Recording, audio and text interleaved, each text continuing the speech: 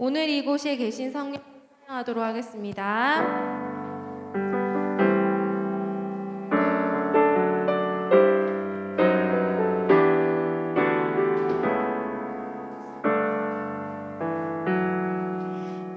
오늘 이곳에 계신 성령님 우리에게 말씀하시고 우릴 가르치소서. 닫힌 우리 맘 열어주시고 주의 빛으로 밝혀 우릴 인도하소. 오늘 이곳에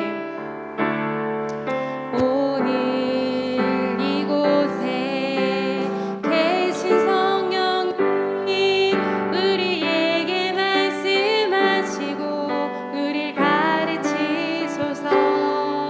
닫힌 우리 맘 열어주시고 주의 빛으로 밝혀 우릴 인도하소서. 주님보다 앞서지 않고 겸손하게 주님의 말씀 기다리니 주님 보내 우리 드립니다. 사랑으로 인도하소서. 우리 한 번 더 찬양하겠습니다. 오늘 이곳에 계신 성령님 우리에게 말씀하시고 우릴 가르치소서. 아멘.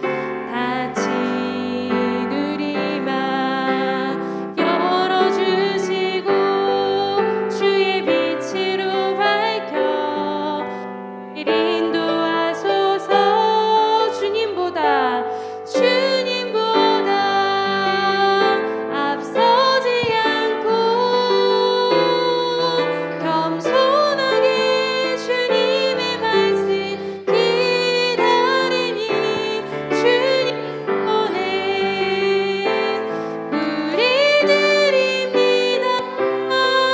사랑으로 인도하소서. 주님보다 앞서지 않고 주님보다 앞서지 않고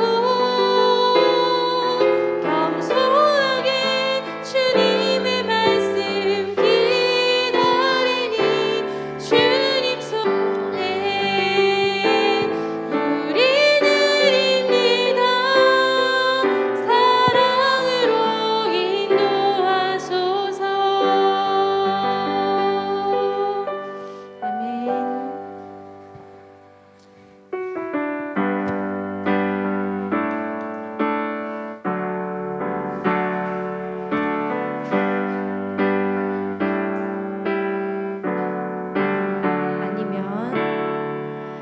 은혜 아니면 살아갈 수가 없네. 보응마저도 다 주의 것이니 세상 평안과 위로 내게 없어도 예수 오직 예수뿐이네. 은혜 아니면 살아갈 수가 없네. 보응마저도 다 주의 것이니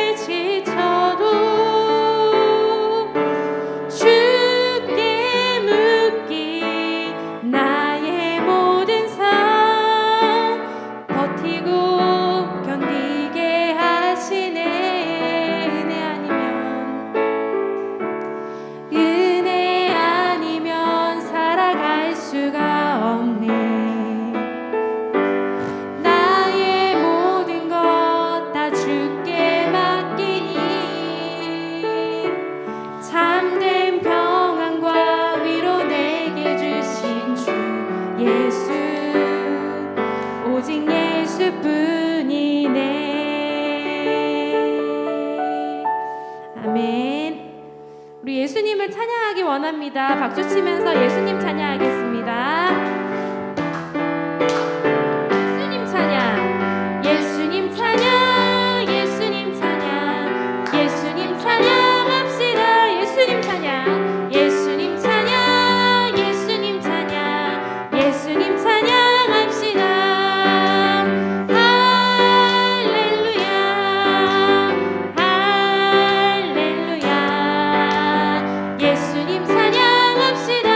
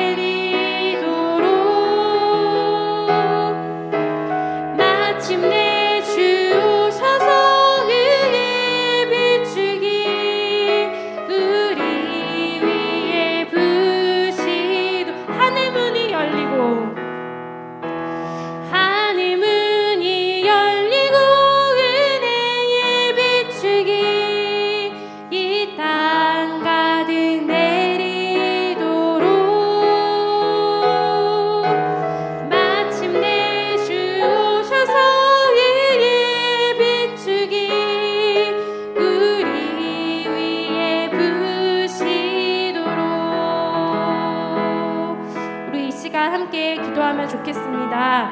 우리 첫 번째로 기도할 것은 하나님께 오늘 부어주실 은혜를 두고 기도했으면 좋겠습니다. 하나님, 오늘 우리에게 은혜의 단비를 내려 주시옵소서. 하나님의 말씀을 통해서 우리의 삶을 비추어 보고 성령 하나님께서 우리의 삶을 변화시켜 달라고, 하나님의 말씀을 통해서 은혜 받게 해달라고 기도했으면 좋겠습니다. 두 번째 기도 제목은 우리가 수련회를 통해서 말씀을 통해 은혜를 받았는데 하나님의 은혜를 간절히 구하고 찾고 두드릴 수 있는 우리 꿈꾸는 교회 모든 성도들이 될 수 있도록 위해서 같이 기도했으면 좋겠습니다. 네, 오늘 변하시는 목사님과 오늘 우리에게 부어주실 은혜들을 기대하면서 또 우리의 몸과 마음을 들여서 정성껏 예배를 드릴 수 있도록 해달라고 우리 이 세 가지 기도 제목을 두고 같이 기도하겠습니다. 기도하시겠습니다. 하나님 감사합니다. 하나님, 우리의 삶을 주관하여 주시고 오늘도 하나님께서 부어주실 은혜들을 간절히 사모하며 나아가기 원합니다. 하나님 말씀을 통하여서 우리의 삶을 비추어 보고 성령 하나님께서 우리의 삶을 어떻게 살아가야 될지 하나님 우리의 잘못된 부분들을 깨닫게 하여 주시고 반성하게 하시고 회개하게 하여 주시옵소서. 우리의 삶을 하나님 주관하여 주시고 변화시켜 주시옵소서. 믿음을 더하여 주시옵소서. 하나님 아버지, 우리가 수련회를 통하여서 하나님 말씀을 통해 은혜를 받았습니다. 날마다 하나님 안주하지 아니하고 하나님 우리의 삶 가운데에서 하나님의 은혜를 간절히 구하고 찾고 두드릴 수 있도록 하나님 은혜를 더하여 주시옵소서. 주님 오실 그날까지 우리가 하나님의 말씀을 가까이 하고 기도함으로 발견할 수 있도록 은혜를 더하여 주시옵소서.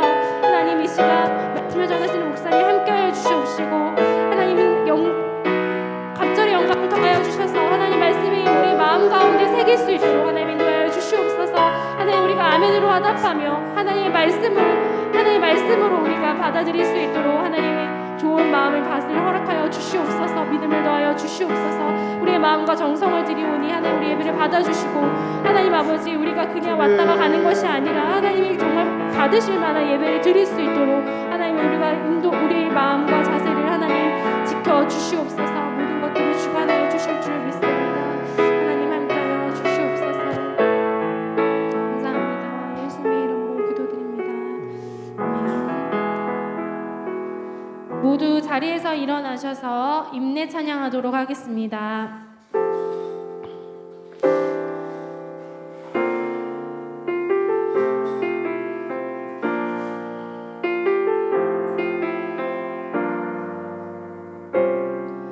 우리 모두 예배하는 자 되어 온전히 영과 진리로 주를 예배하자.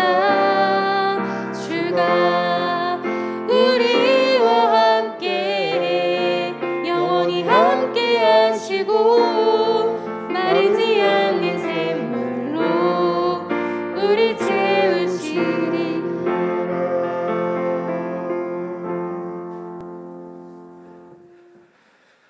그러므로 형제들아, 내가 하나님의 모든 자비하심으로 너희를 권하노니 너희 몸을 하나님이 기뻐하시는 거룩한 산 제물로 드리라.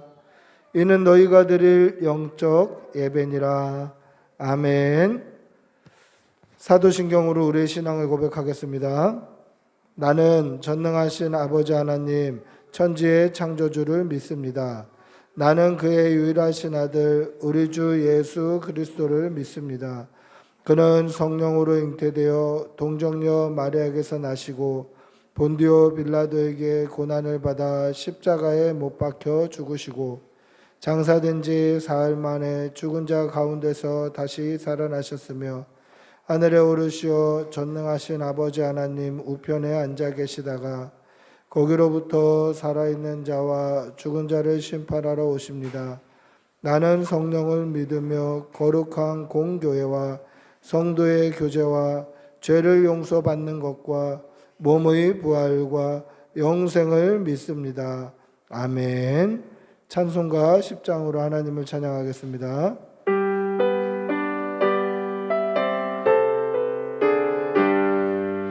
전능왕 오셔서 우리 이름 찬송케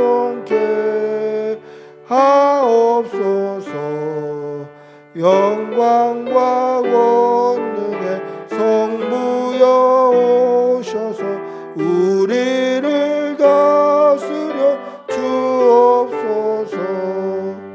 강생한 성자여 오셔서 기도를 들으소서. 택하신 백성들 복 내려주시고 거룩한 마음을 주옵소서. 위로의 주 성령 오셔서 큰 증거 주옵소서. 전능한 주시여 각 사람 마음에서 떠나지 마시고 계십소서. 성삼위일체께 한없는 찬송을 드립니다. 존귀한 주님을 영광 중배옵고 영원히 모시게 하옵소서.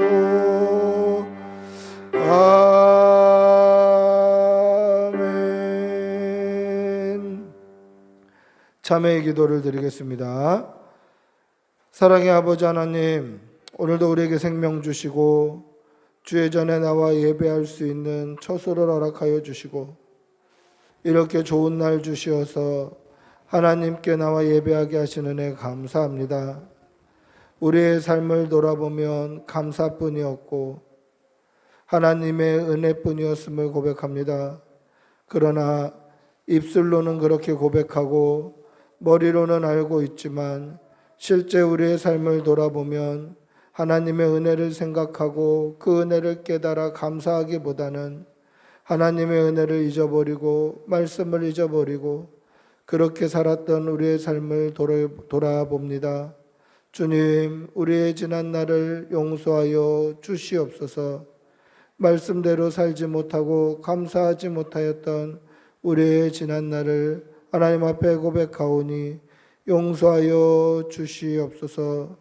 하나님의 말씀을 따라 살기보다 내 생각을 따라 살았고 서로 사랑하기보다 미워했고 하나님의 백성으로 이 세속에 물들지 않고 구별되어 살기보다 세상과 벗하며 악하고 음란한 시대를 따라 살았습니다. 우리의 죄를 용서하여 주시옵소서. 예수의 향기 나타내기보다는 사람 냄새 풍기며 살았던 우리의 지난 날을 용서하여 주시옵소서. 지금 이 시간은 하나님과 나만이 아는 죄를 생각하며 묵묵히 참회의 기도를 계속합니다. 주님, 용서해 주시옵소서. 주님, 용서해 주시옵소서. 정결케 하여 주시옵소서. 거룩게 하여 주시옵소서. 신실하게 하여 주시옵소서. 하나님, 저를 깨닫게 하여 주시고 믿음으로 다시 돌아오게 하여 주시고 아버지, 우리 성령님 붙들고 살아갈 수 있도록 은혜를 내님께 주시고 주님 도와주시고 예수님의 이름으로 기도드립니다. 아멘. 하나님의 사죄의 음성을 듣겠습니다. 여호와께서 말씀하시되 오라 우리가 서로 변론하자. 너희의 죄가 주홍 같을지라도 눈과 같이 희어질 것이요 진홍같이 붉을지라도 양털같이 희게 되리라. 아멘. 자리에 앉으시겠습니다. 찬송가 303장 찬송하시겠습니다.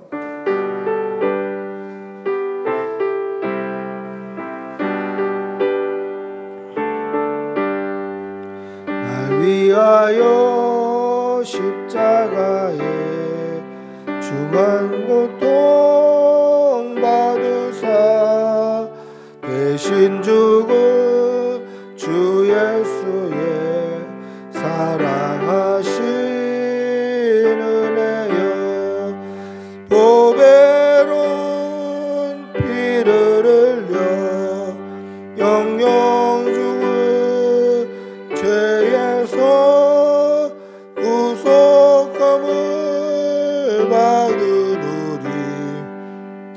어찌 찬양 안 할까.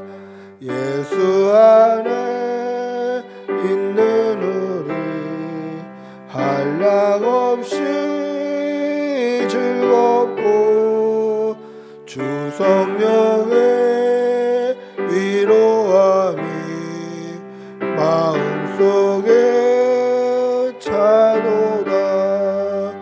전국 음악 소리 같은 은혜로운 그 말씀 끊임없이 듣는 우리 어찌 찬양 안 할까. 이 세상의 모진 풍파 쉬지 않고 불어도 주님 안에 보호받는 우리 마음 편하다. 늘 깨어서 기도하고 저 천국을 바라며 주님만을 기다리니 어찌 찬양 안 할까. 아멘. 우리를 대표해서 유지수 집사님 기도하시겠습니다.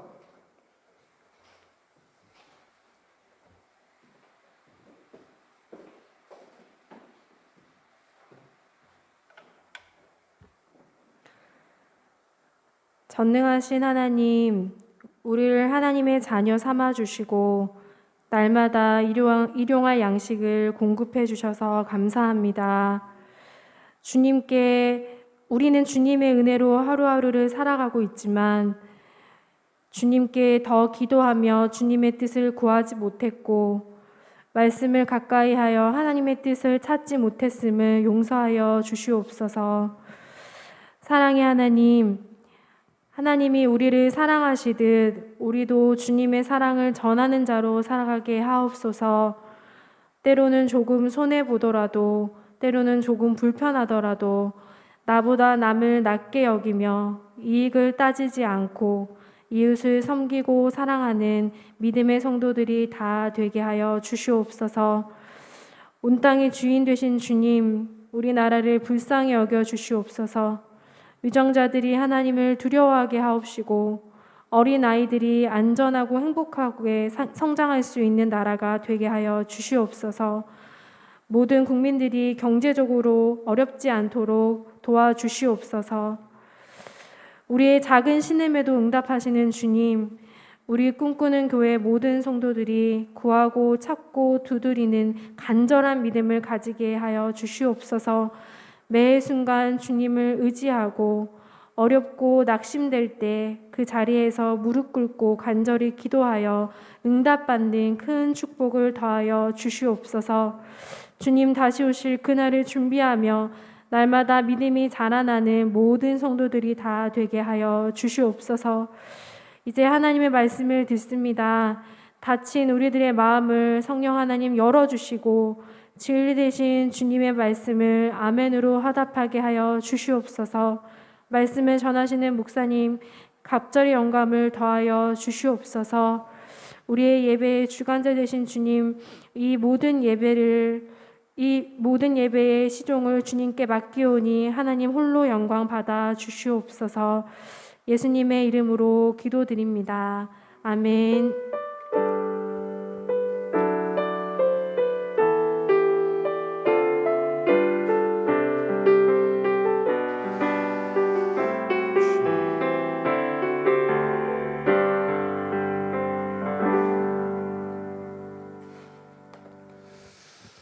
하나님의 말씀 함께 보시겠습니다.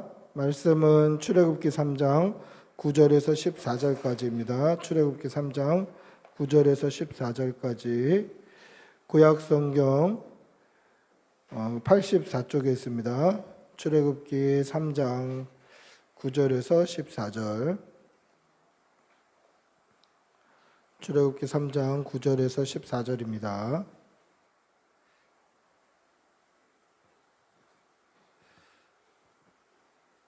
출애굽기 3장 9절에서 14절. 천천히 한 목소리를 함께 읽겠습니다. 출애굽기 3장 9절에서 14절입니다. 같이 읽습니다.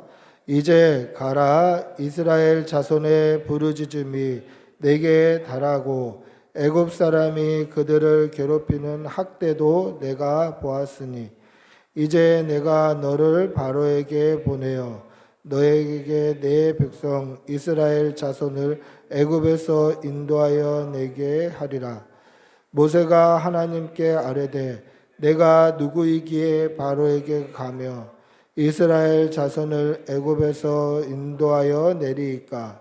하나님이 이르시되 내가 반드시 너와 함께 있으리라. 내가 그 백성 애굽에서 인도하여 낸 후에 너희가 이 산에서 하나님을 섬기리니 이것이 내가 너를 보낸 증거니라. 모세가 하나님께 아뢰되 내가 이스라엘 자손에게 가서 이르기를 너희 조상의 하나님이 나를 너희에게 보내셨다 하면 그들이 내게 묻기를 그의 이름이 무엇이냐 하리니 내가 무엇이라고 그들에게 말하리이까? 하나님이 모세에게 이르시되 나는 스스로 있는 자니라. 또 이르시되 너는 이스라엘 자손에게 이같이 이르기를 스스로 있는 자가 나를 너희에게 보내셨다 하라. 아멘. 할렐루야. 우리 옆에 계신 분들하고 한번 인사하시겠습니다. 반갑습니다. 사랑합니다. 예. 제가 신대원생이던 2004년도에 좀 충격적인 이런 뉴스를 보게 됐습니다. 2004년 6월에 있었던 뉴스인데요. 그 인터넷 기사를 그대로 발췌해가지고 가져왔는데 제가 한번 읽어보겠습니다. 2004년 6월에 신문에 이런 기사가 난 적이 있었습니다. 전남 목포경찰서는 26일 섬으로 유인한 어린이에게 44년간 일을 시키며 자주 폭행한 혐의로 장모 씨 85세를 입건했다. 경찰에 따르면 장 씨는 44년 전인 1960년 목포역에서 당시 5세이던 김모 씨 49살에게 밥을 사준다며 신안군 안좌면 자기 집으로 데려온 뒤 최근까지 임금을 주지 않고 농사일 등을 시키며 상습적으로 폭행한 혐의다. 이게 기사예요. 그러니까 내용이 뭐냐면 1960년에 5살짜리 아이를 목포역 앞에서 유괴해 간 거예요. 유괴를 해서 신안군 안좌면에 있는 섬 자기 집으로 데려간 거예요. 근데 그 동네 사람들은 그 데려온 유괴범을 엄마라고 생각했고 그 유괴당해 온 5살짜리 꼬마를 그 엄마의 아들이라고 생각한 거예요. 그래서 동네 사람들은 저 집은 아빠도 없이 엄마가 아들만 저렇게 키우고 있네 이렇게 생각을 한 거예요. 근데 이 아이를 학교에도 보내지 않고 어린 5살, 6살 이런 아이를 일을 시키는 거예요. 밭일을 같이 하고 농사일을 같이 하고 엄마와 같이 일을 시키고 학교도 보내지 않고 그렇게 일을 평생을 시킨 거예요. 49살 될 때까지. 근데 이게 어떻게 밝혀졌냐면 그 집에서 그 80세 노모가 그렇게 40대 후반의 아들을 쥐잡듯이 때리는 거예요. 밥도 안 주고 일만 시키고 그렇게 때리는 거예요. 근데 그래서 때리지 마라, 왜 그러냐, 주변의 이웃들이 얘기할 때마다 내 아들 내가 때리는데 무슨 상관이야, 우리 집안일이니까 상관하지 마라, 이렇게 해서 얘기를 못하고 있었던 때에 하루는 이 아들이 나가서 아침부터 밭일을 논일을 열심히 하고 그러고 집에 돌아왔는데 일이 좀 더뎌져서 좀 늦게 들어오니까 이 노모가 밥 안 해놨다고 일하고 돌아온 아들을 이 마당에 있는 기둥에다가 묶어놓고 때리기 시작한 거예요. 밥도 주지 않고 일하고 돌아온 이 아들을 때리기 시작한 거예요. 그래서 보다 그날은 이렇게 맞다가는 죽겠다 싶어서 이웃이 신고를 했는데, 신고해서 조사해 보니까 이 여자가 이 아들의 엄마가 아닌 거예요. 알고 보니까 44년 전에 유괴범이었고, 그리고 이 아들은 그 당시 5살 유괴당했던 어린 아이였다라는 게 밝혀진 거예요. 여러분, 1960년도에 CCTV도 없고 목포역에서 아들을 잃어버린 부모의 가슴이 얼마나 찢어졌겠습니까? 그래서 어떻게 됐냐면 이 85세의 노모 이 유괴범은 경찰에 입건돼서 구속이 되었고 44년 만에 이 아들은 가족의 품으로 돌아갈 수 있었다라는 이야기예요. 여러분 보세요. 이 유괴범에게 평생 학대당하면서 두드려 맞으면서 노예처럼 살았던 이 사람이 이 노예 같은 삶에서 벗어나려면 어떻게 해야 됩니까? 가짜 엄마에게, 유괴범에게 평생 노예같이 두드려 맞고 일만 하면서 살았는데 이 삶에서 벗어나려면 진짜 엄마가 오면 돼요. 진짜 부모님이 오면 그 노예 같은 삶에서 구원할 수 있는 거예요. 진짜 엄마가 오면, 진짜 부모가 오면 그 유괴범을 처단할 수 있는 거예요. 그래서 다시 한번 노예 같은 신분에서 진짜 부모님의 자녀의 신분으로 신분이 변하게 될 수 있는 것이죠. 여러분, 정말 부모라면요, 자식이 종살이하고 노예살이하는 것을 볼 수가 없어요. 왜 그렇죠? 진짜 아빠니까 그래요. 진짜 아빠면 자식이 종살이하는 거, 노예살이하는 거 볼 수가 없는 거예요. 하나님은 우리의 아버지 되십니다. 할렐루야. 하나님은 우리의 아버지 되십니다. 이 아빠라는 호칭은요, 자녀가 생기기 전에는 절대 불림을 받을 수 없는 호칭이에요. 근데 자녀가 생겨서 아이가 처음으로 아빠라고 불러주면 이 아빠라는 호칭에는 어떤 힘이 있냐면 자녀가 아빠라고 불러주는 순간 아버지는 자신의 책임과 의무를 자녀를 위해 쏟게 돼 있어요. 아빠라고 부르는 순간 책임감과 의무감이 달라져요. 여태까지 살아오면서 경험하지 못한 책임감을 느껴요. 경험하지 못한 의무감을 느끼게 돼요. 그게 사랑이죠. 아버지라고 부르는 순간 아버지는 그 의무감과 책임감이 사랑이라는 것이 생겨나게 되는 거예요. 이게 아버지의 마음이에요. 우리는 하나님을 아버지라고 불러요. 우리가 하나님을 아버지, 아버지, 아버지 하나님, 하나님 아버지 이렇게 부르는 순간 하나님께서 우리의 삶 가운데 역사하시고 인도하신다는 것을 믿으시기 바랍니다. 우리는 하나님을 아버지라고 부릅니다. 여기에는 두 가지 의미가 있어요. 하나님 아버지라고 부르는 것은 내가 하나님을 믿음으로 말미암아 죄의 종이었던 과거의 삶에서 하나님의 자녀로 내 신분이 변화했습니다라는 나의 고백이 들어가 있어요. 동시에 내가 하나님을 아버지라고 부르는 순간 아버지 하나님께서는 우리를 향해 아버지의 책임과 아버지의 의무를 다하시는 하나님 아버지의 사랑을 우리에게 쏟아내기 시작하신다라는 거예요. 그렇기 때문에 이 하나님 아버지란 명칭은 우리에게 있어서 굉장히 중요한 명칭이에요. 내가 하나님의 자녀입니다 라는 고백과 동시에 하나님이 우리를 향해서 그 책임과 의무와 사랑을 쏟아내신다라는 이러한 하나님의 은혜를 경험하게 되는 거예요. 하나님은 우리의 아버지 되십니다. 할렐루야. 아버지 하나님은 당연히 자녀의 종살이를 두고 보실 수 없는 거죠. 노예 생활하는 자녀의 모습을 볼 수 없습니다. 이것이 출애굽하게 된 결정적인 이유예요. 아버지 하나님은 자녀가 430년 동안 종살이하는 것을 보실 수 없었다라는 것이죠. 오늘 저와 여러분이 읽은 이 본문을 통하여서 모세가 이스라엘 백성을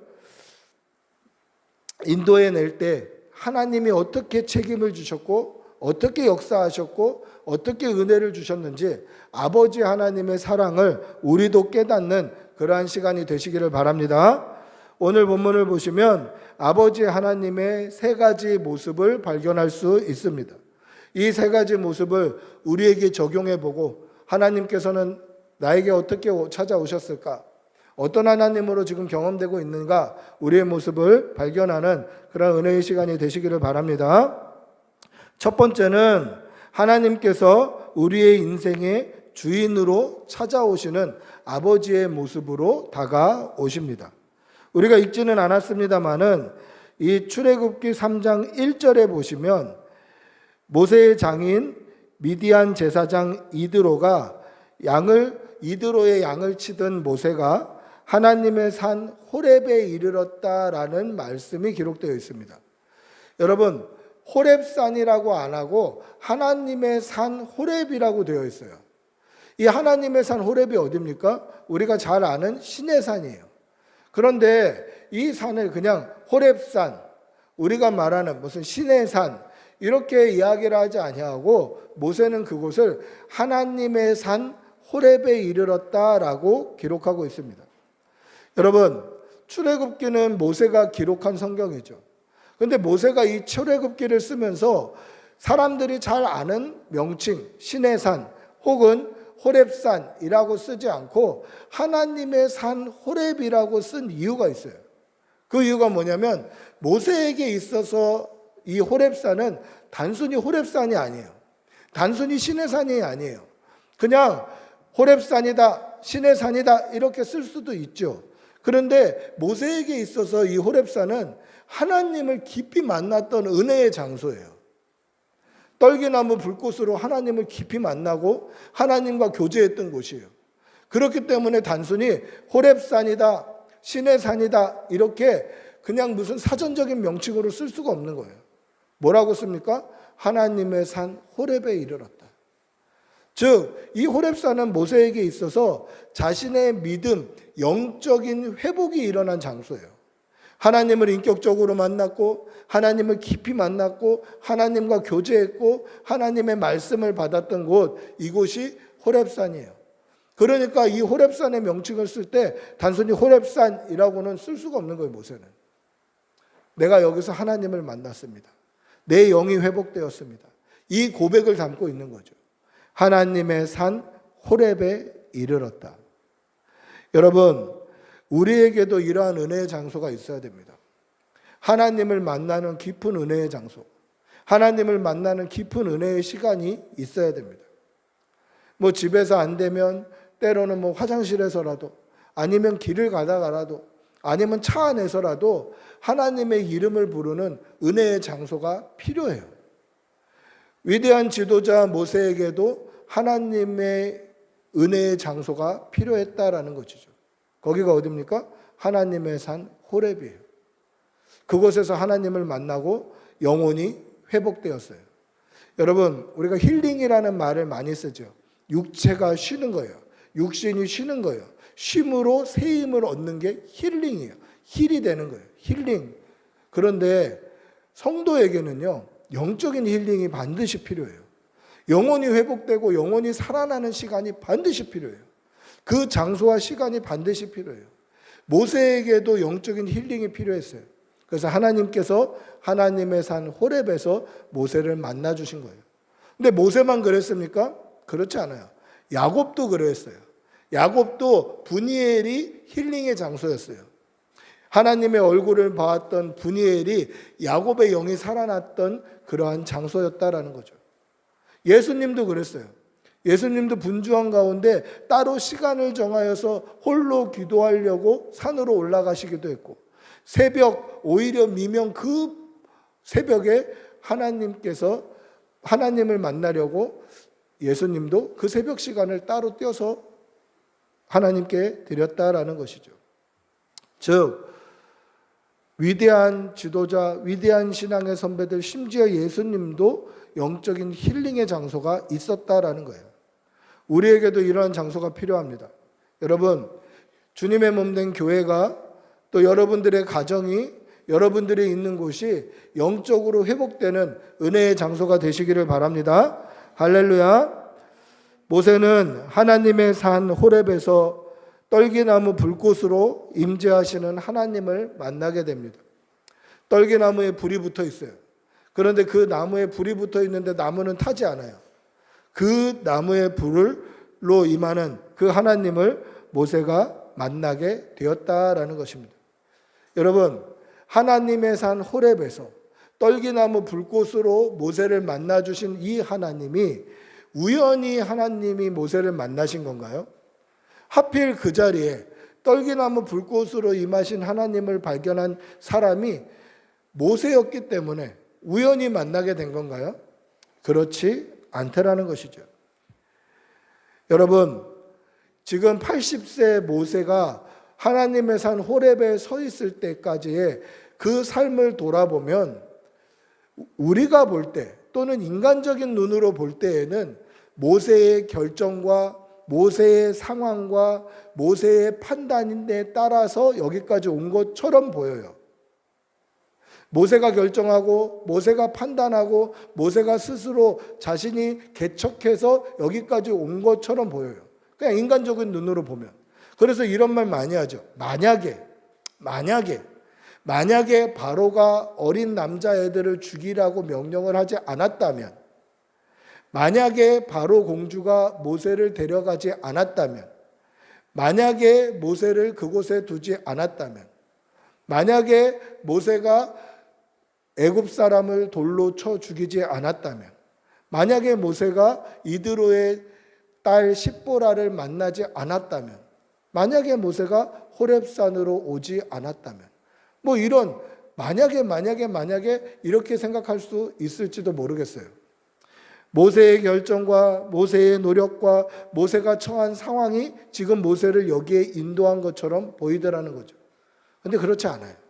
여러분, 하나님의 백성에게는 우연이란 것이 없어요.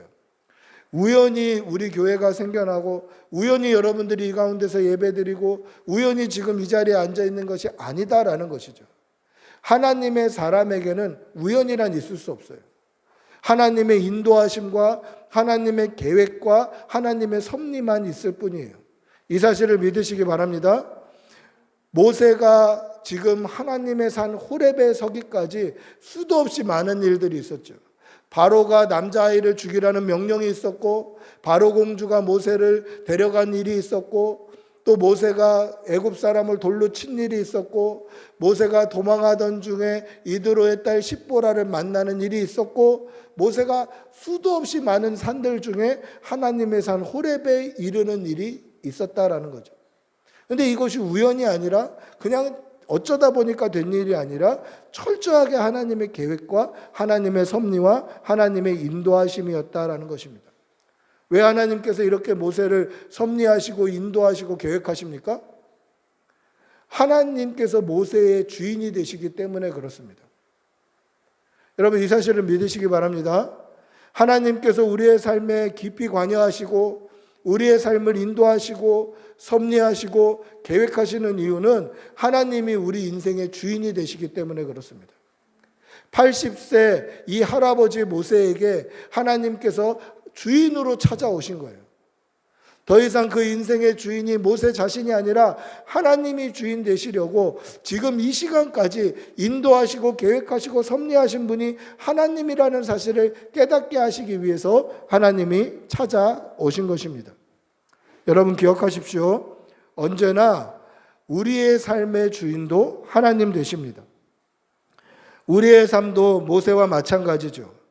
우리가 하나님을 찾은 것처럼 보이지만 사실은 하나님께서 우리를 찾아오신 것입니다.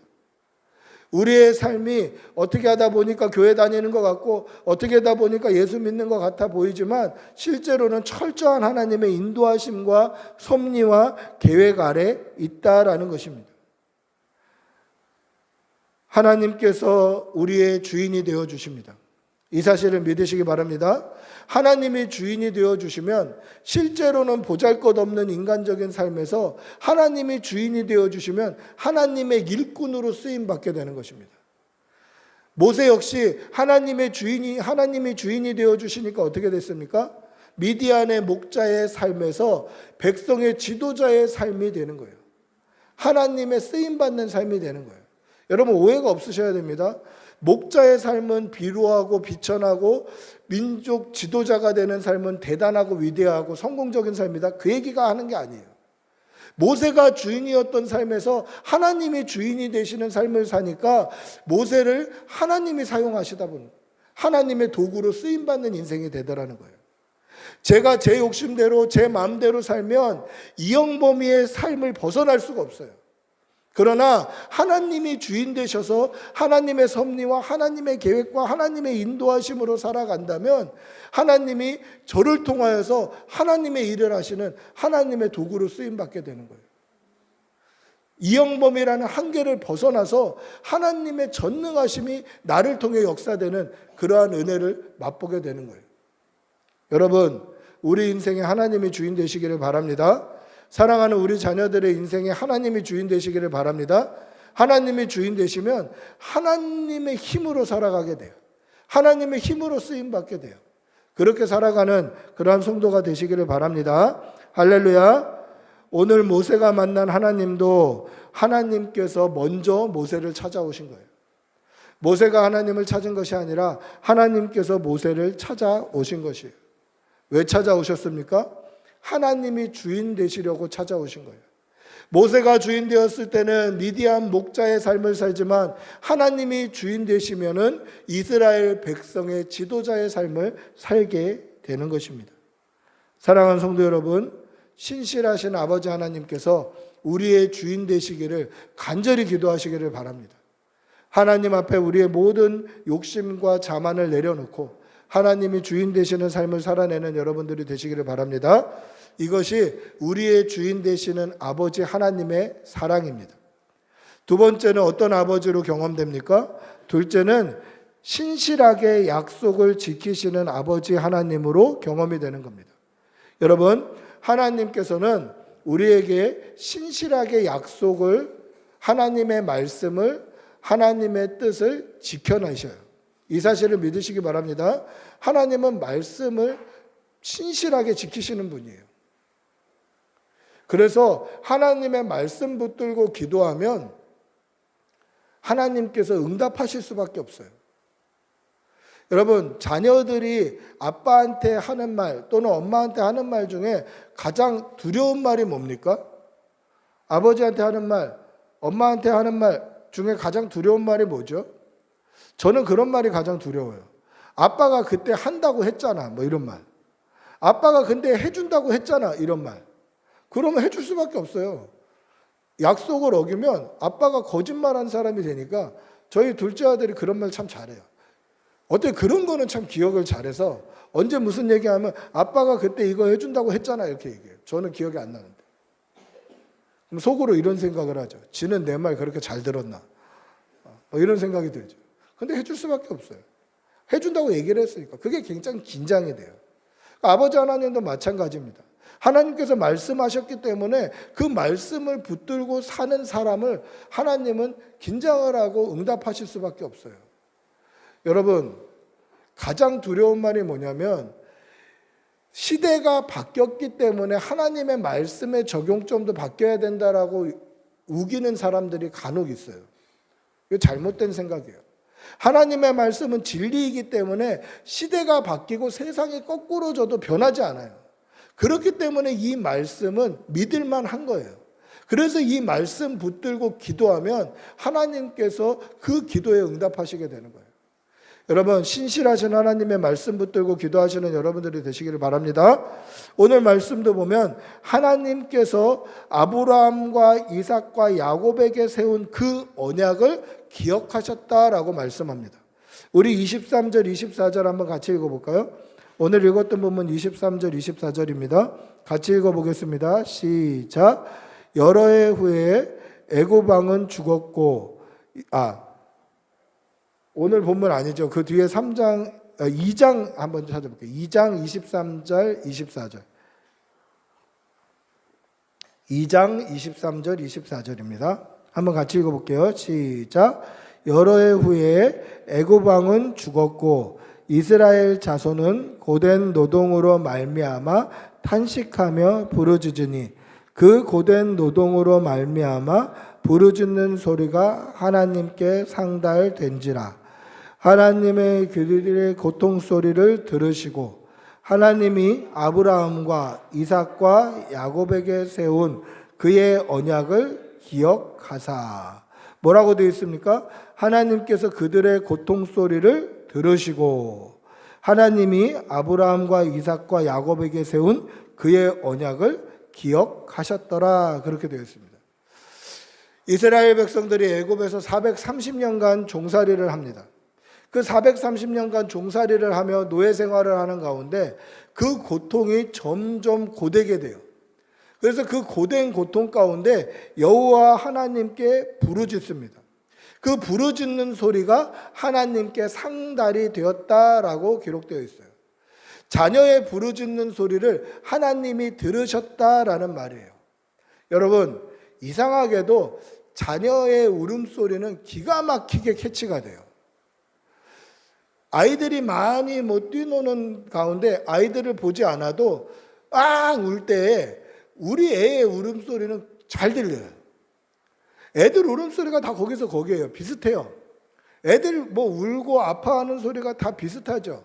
목소리도 다 비슷한 것처럼 들리는데 희한하게 하는 순간에 그 부모님은 벌떡 일어나요.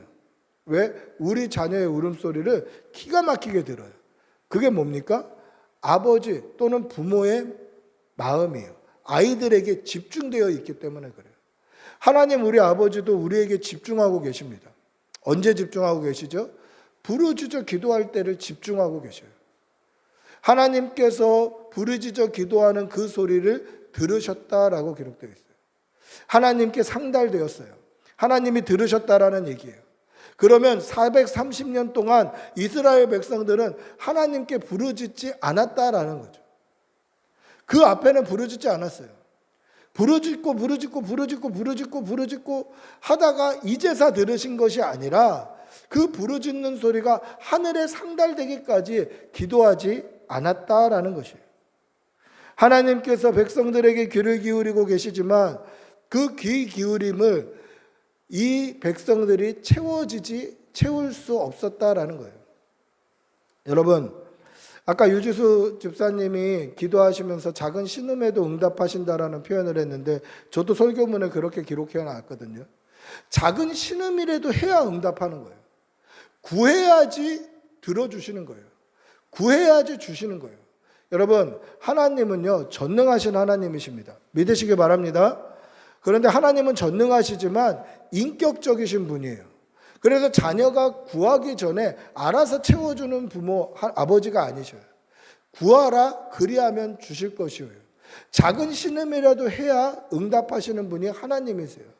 기다리시는 거죠. 그 기다림의 부르짖음을 400년 넘게 채우지 못했다가 그 부르짖음이 하나님께 상달되었다라는 것은 그들이 하나님께 상달되도록 부르짖었다라는 뜻이에요. 여러분, 하나님께서 우리에게 집중하고 계심을 믿으시기 바랍니다. 하나님께서 우리의 기도 소리를 들으시도록 부르짖는 여러분들이 되시기를 바랍니다. 하나님께서 하나님의 언약을 기억하셨다라는 표현이 등장합니다. 아브라함과 이삭과 야곱에게 하셨던 언약을 기억하셨다. 이 말씀은 뭡니까? 하나님이 그동안 잊어버리고 계시다가 하도 부르짖으니까 기억났다 이렇게 하신 게 아니라 하나님께서 이 약속을 처음부터 품고 계셨는데 이 약속이 이루어지기까지 기도하지 않았다라는 거예요. 이 약속이 이루어지기까지 부르짖지 않았다라는 거예요. 그 말은 뭐냐면 기도의 때가 차지 않았다라는 표현이에요. 여러분, 시편 56편 8절에 보시면 이런 표현이 등장합니다. 시편 56편 8절에 보시면 나의 눈물을 주의 병에 담으소서라는 표현이 등장합니다. 이스라엘 백성들은 눈물을 병에 담아요. 이 도자기로 된 병이 집집마다 있어서 그것으로 눈물을 담습니다. 그 병이 가득 차면 그 병으로 발을 씻기도 하고 정결의 이런 예식을 하기도 하는 거예요. 그러면 이 눈물병이 가득 찼다라는 말이 뭡니까? 하나님께서 응답하실 때가 되었다라는 거예요. 그들이 여호와께 부르짖었다. 그 부르짖음이 하늘에 상달되었다. 그래서 하나님께서 그들에게 하신 언약을 기억하셨다라는 말은 이제 기도 응답의 때가 되었다라는 거예요. 하나님이 잊어버리고 계시다가 이제 기억났다 이것이 아니라 하나님의 기도의 응답을 받을 때가 되었다라는 거죠. 여러분, 하나님께 기도해서 응답받는 여러분들이 되시기를 바랍니다. 그러나 그냥 기도하는 것이 아니라 정말 부르짖어 이 부르짖음이 하늘에 상달될 때까지, 우리의 기도의 눈물이 눈물병에 가득 찰 때까지, 하나님께서 응답하시는 때까지 기도하시는 여러분들이 되시기를 바랍니다. 할렐루야. 하나님께서는 하나님의 말씀, 하나님의 언약을 신실하게 지키시는 아버지입니다. 그리고 그 약속을 지키실 수 있는 능력도 있으신 분입니다. 이 하나님 아버지를 분명히 알고 믿는 여러분들이 되시기를 바랍니다. 세 번째는 신실하신 아버지께서 우리를 위해 일하신다라는 것입니다. 우리를 위해 일하시는 신실하신 아버지의 모습이다라는 것이죠. 우리 오늘 읽었던 본문 13절 14절 한번 읽어볼까요? 13절 14절입니다. 오늘 읽은 본문 13절 14절 같이 읽어보겠습니다. 시작. 모세가 하나님께 아뢰되 내가 이스라엘 자손에게 가서 이르기를 너희의 조상의 하나님이 나를 너희에게 보내셨다 하면 그들이 내게 묻기를 그의 이름이 무엇이냐 하리니 내가 무엇이라고 그들에게 말하리이까. 하나님께서 모세에게 이르시되 나는 스스로 있는 자이니라. 또 이르시되 너는 이스라엘 자손에게 이같이 이르기를 스스로 있는 자가 나를 너희에게 보내셨다 하라. 할렐루야. 자, 이스라엘 백성들이 이제 모세가 가서 나를 하나님께서 보내셨다라고 얘기하면 그들이 너를 보내신 여호와가 누구냐, 그 이름이 무엇이냐라고 물어볼 텐데 그러면 무엇이라고 대답할까요? 그랬더니 하나님께서 뭐라고 대답해 주십니까? 나는 스스로 있는 자다. 여러분, 이 표현이 자칫 잘못하면 오해의 소지를 가지고 있어요. 어떤 오해의 소지가 있냐면 지금 출애굽기 3장이죠. 이 출애굽기 3장에 여호와라는 이름을 처음 알려주신 것처럼 느껴져요. 그러니까 여호와라는 이름을 출애굽기 3장에 와서 처음 알려주신 것처럼 느껴지는 거예요. 근데 보시면 창세기에도 여호와라는 이름이 나오고 출애굽기 1장 2장에도 여호와라는 이름이 나와요. 근데 창세기, 출애굽기, 레위기, 민수기, 신명기는 우리가 모세가 다 썼다고 알고 믿고 있어요.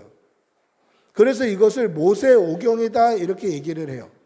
그런데 오늘 이 말씀으로 말미암아 그들이 무엇이라고 그러니까 그들이 이름이 뭐라고 물어보냐면 뭐라고 대답해 줄까요? 라는 이 말 때문에 어떻게 사람들이 오해했냐면 출애굽기 3장 이후를 쓴 사람과 출애굽기 3장 이전을 쓴 사람이 다른 사람이다라고 그렇게 생각하고 주장하는 사람들이 굉장히 많이 생겨났어요.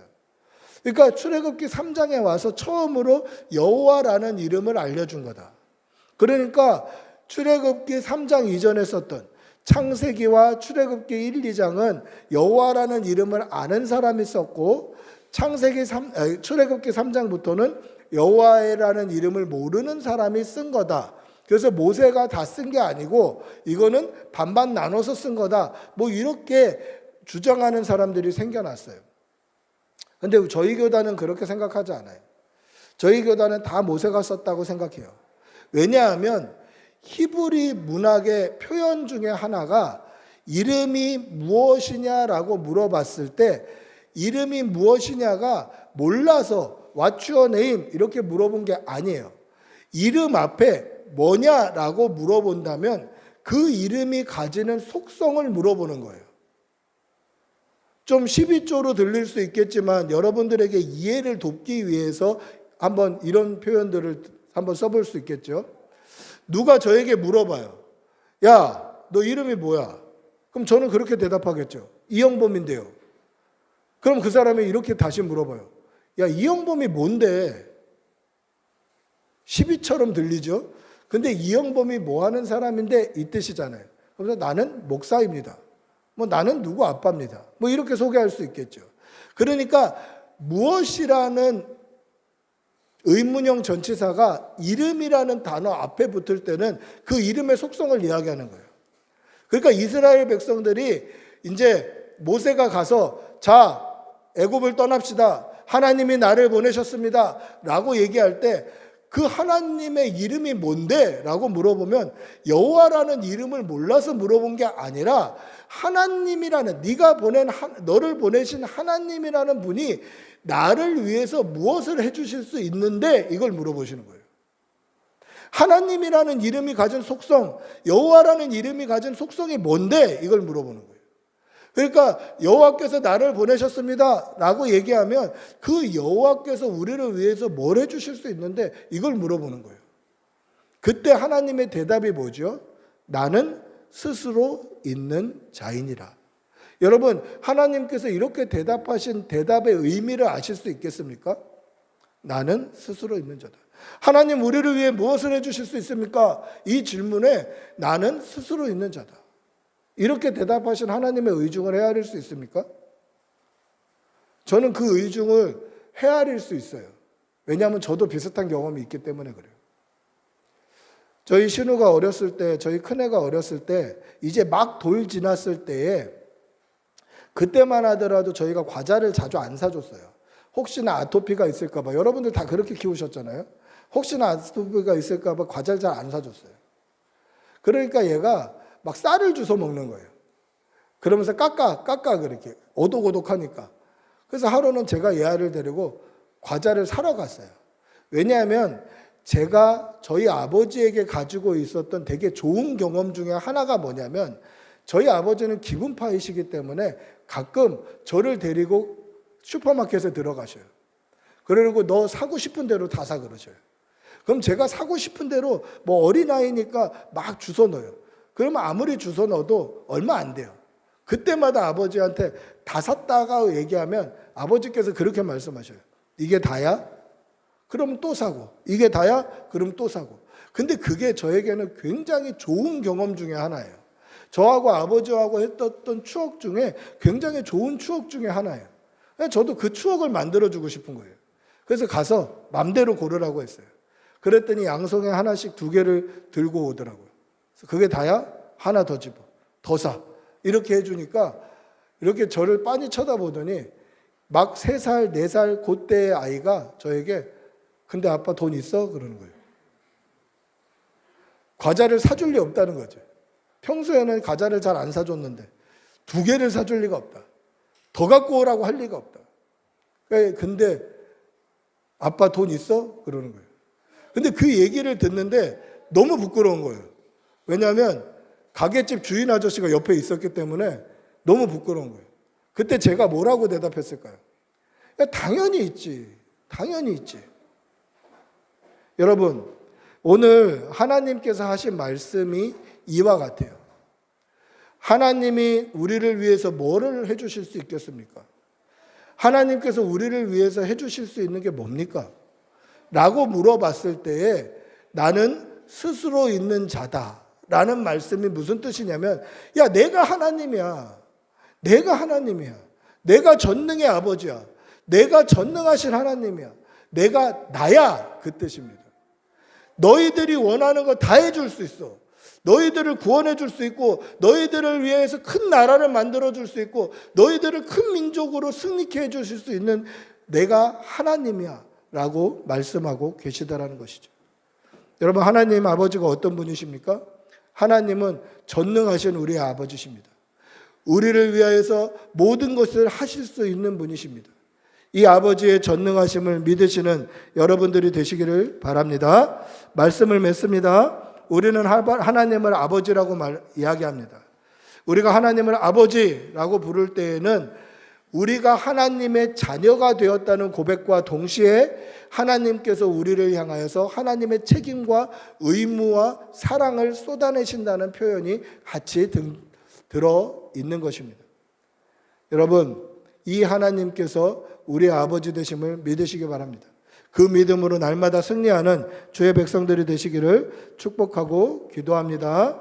우리 한번 같이 기도하겠습니다. 같이 기도할 때에 우리가 하나님의 자녀 되었고 하나님께서 우리 아버지 되심을 우리가 한순간도 잊지 말고 살게 하여 주시옵소서. 우리 주님의 이름 부르고 같이 기도하겠습니다. 주님 인도하여 주시옵소서. 하나님 인도하여 주시옵소서. 하나님께서 우리를 살리시고 우리를 입히시고 우리를 먹이시며 아버지 잊지 말고 살게 하여 주시옵소서. 믿음으로 살아내게 하여 주시옵소서. 믿음으로 살아내게 하여 주시옵소서. 승리하는 주의 백성이 되게 하여 주시옵소서. 주님 신실하게 살아내게 하여 주시옵소서. 하나님 신실하게 살아내게 하여 주시옵소서. 믿음의 삶을 살 때 사랑하는 우리 교우들 하나님 전능하신 하나님의 그 크신 손과 우리를 섭리할 수 있게 하여 주시고 우리 하나님의 그 삶 가운데 우리 하나님의 엄밀한 나가짐의 검선함으로 하나님 앞에 내어놓을 수 있도록 도와주시옵소서. 우리를 위해 역사하시고 섭리하시는 하나님 잊지 말게 하여 주시옵소서. 믿음으로 살아내게 하여 주시옵소서. 아버지 함께 하여 주시옵소서.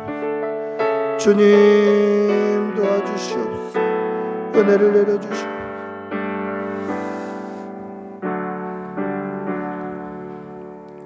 하나님이 모세에게 이르시되 나는 스스로 있는 자이니라.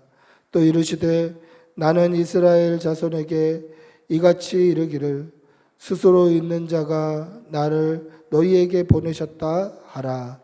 사랑의 아버지 하나님, 하나님께서 하나님 되심을 잊지 말게 하여 주시고 전능하신 하나님께서 우리 아버지 되심도 잊지 말게 하여 주시옵소서.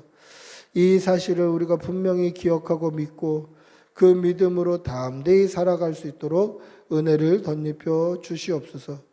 하나님께서 힘 주시고 그 힘으로 또 한 주간 승리케 하여 주시옵소서. 감사를 드리며 우리 주 예수님의 이름으로 기도드리옵나이다. 아멘. 찬송가 393장 찬양하시면서 준비하신 예물 하나님께 올려드리겠습니다.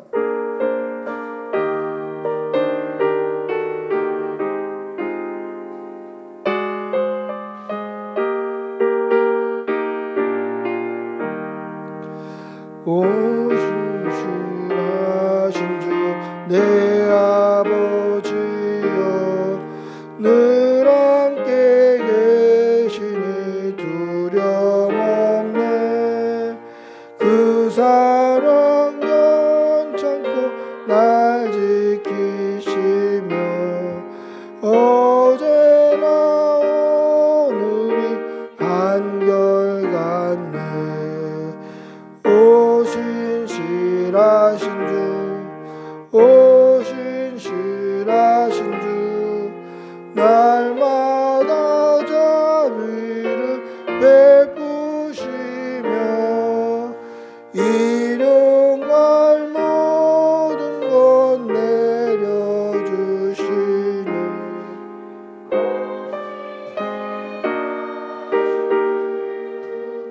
나 땅의 구주 봄철과 또 여름 가을과 겨울 해와 달 별들도 다 주의 것 만물이 주 영광 드러내도다. 신실한 주 사랑 나타내네. 오 신실하신 주 오 신실하신 주 날마다 자비를 베푸시며 일용할 모든 것 내려주시니 오 신실하신 주 나의 구주 내 죄를 사하여 아니하시고 주 친히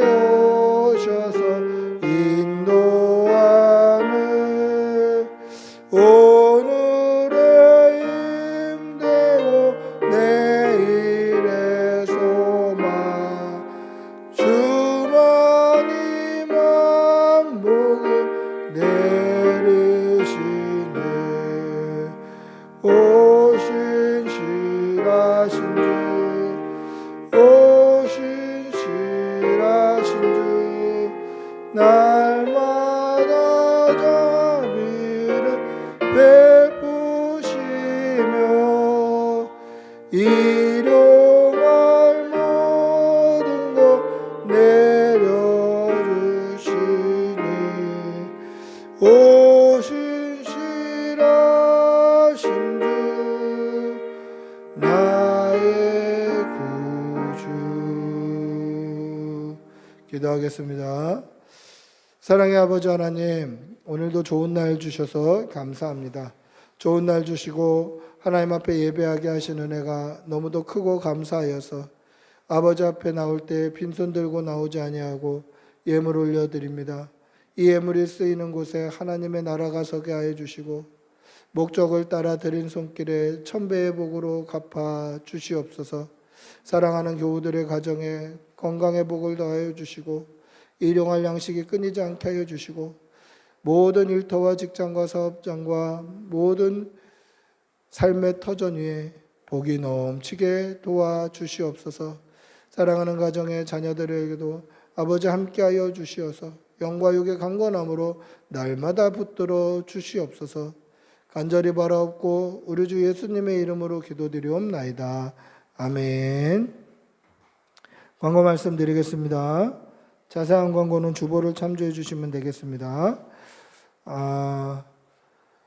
제가 22일부터 26일 월요일부터 금요일까지 학예 휴양을 가게 됩니다. 부산 또 경주 인근으로 휴양을 하게 되는데요. 잘 쉬고 또 하반기 사역 잘할 수 있도록 기도해 주시길 바랍니다. 다음 주는 온 가족 전도가 있는 주일입니다. 그래서 또 위에서 기도해 주시고 또 마음 써 주시기를 바랍니다. 모두 일어나셔서 우리 배회 찬양하시고 축도로 예배를 마치겠습니다.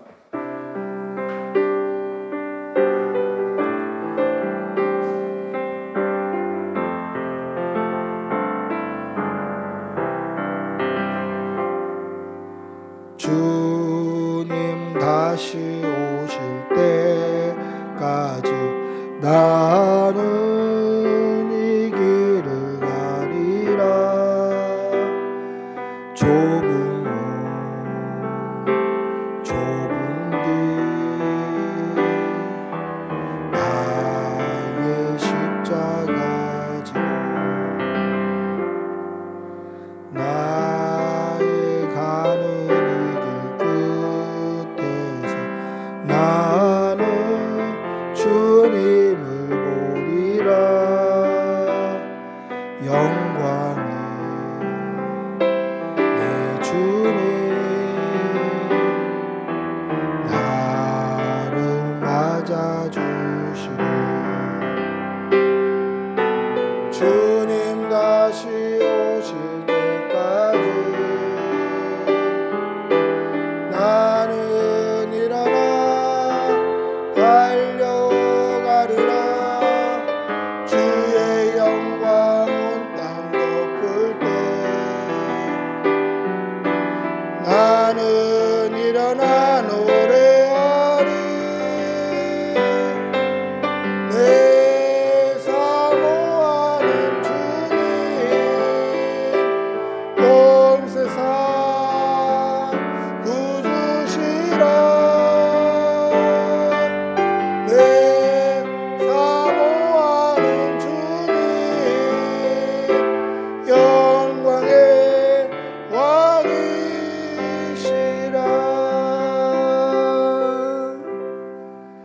기도하겠습니다.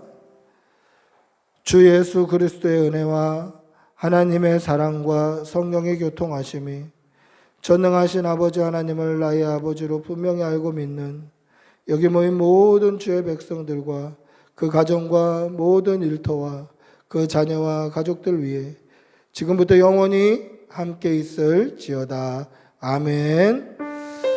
주님 도와주시옵소서. 성령을 부어주시옵소서. 믿음 주시옵소서. 주님 아버지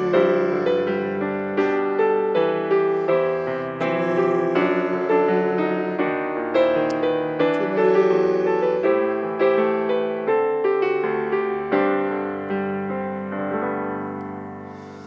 예배를 마쳤습니다.